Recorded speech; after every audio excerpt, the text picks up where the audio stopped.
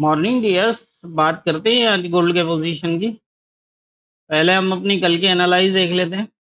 कल हमने जब गोल्ड को एनालाइज किया तो 2405 के आसपास मूव कर रहा था और मैंने ये कहा था कि यहाँ से आएगा 2400 पे। अब 2400 इम्पोर्टेंट है, अगर तो ये इसको स्टे कर जाता है तो फिर यहाँ से जो है वो 2411 से 14 तक जा सकता है, और अगर ये ब्रेक करता है तो मजीद ऊपर की तरफ। और अगर ये एरिया ब्रेक हो जाता है तो फिर 2395 से 91 तक का जो ये जोन है ये इम्पोर्टेंट होगा। इसके नीचे अगर H4 का क्लोज लगता है तो ये दोबारा जो है वो 2400 के आसपास जाने के बाद जो है वो ये नीचे 65 तक जा सकता है। और अगर इसके नीचे H4 क्लोज ना दे तो यहाँ से ये दोबारा जो है वो ऊपर की तरफ मूव कर सकता है। आप देख सकते हैं यहाँ से इसने 2400 तो ब्रेक कर दिया था। 2400 ब्रेक करने के बाद ये ऊपर रिटेस्ट के लिए गया और 10 के आसपास से ये दोबारा मूव हुई इसकी नीचे की तरफ। नीचे जो है वो 2380 82 83 के पास गया, लेकिन क्लोज नहीं दिया H4 का नीचे, और क्लोज इसने फिर भी जोन के अंदर दिया और यहाँ से फिर दोबारा जोन से अप निकला। अब क्लोज देने के बाद जो है वो फिर ऊपर मूव कर गया। तो यही होता है कि जब तक क्लोज ना हो तब तक मार्केट जो है उस साइड मूव नहीं करती। तो ये ज़रूर ध्यान में रखें कि अगर यहाँ से सेलिंग देखनी है तो यहाँ पर हमें H4 का क्लोज चाहिए 2391 के नीचे। जब तक क्लोज नहीं लगता तब तक ये नीचे नहीं जाएगा। जाने के बाद जैसे कल भी हुआ कि ये नीचे गया ज़रूर है, लेकिन H4 के क्लोज के टाइम पे ये जोन के अंदर आ गया और ये वहाँ से जो है ऊपर की तरफ मूव कर गया। तो हमारे मेथड में जो है वो सबसे ज़्यादा इम्पोर्टेंट क्लोज ही है लेवल का।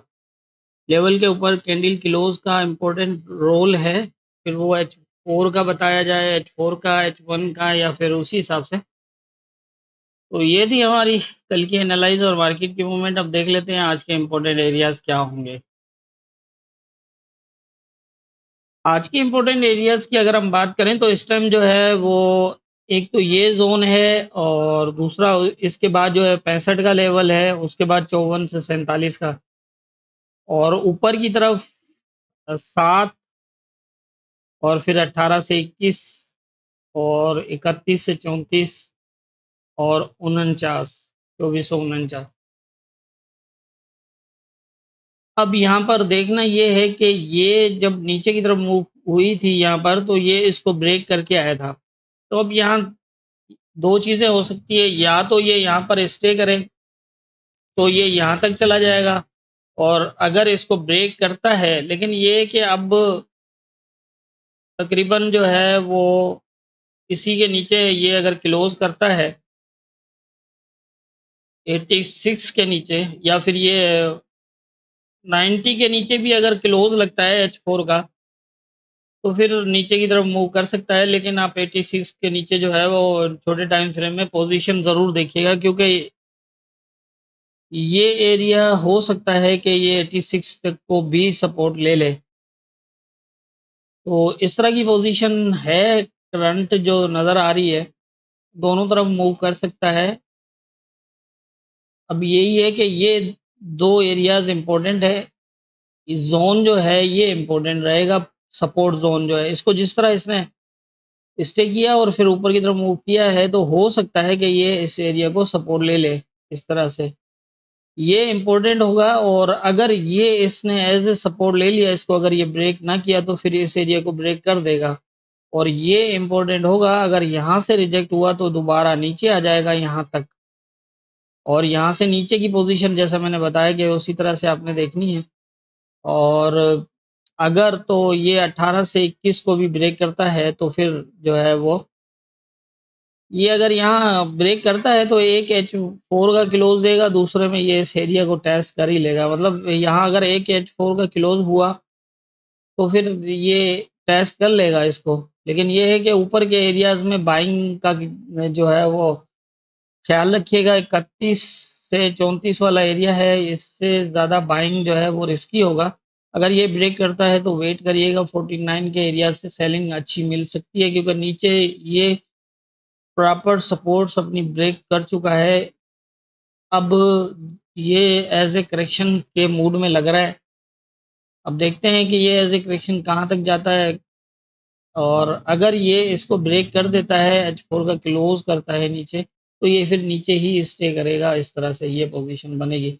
नीचे के एरियाज में 65 के बाद जो है वो सेलिंग ना देखिएगा। अगर ये नीचे जाता है तो फिर यहाँ पर आप एज ए सपोर्ट भी 54 से 47 को एज ए सपोर्ट भी देख सकते हैं।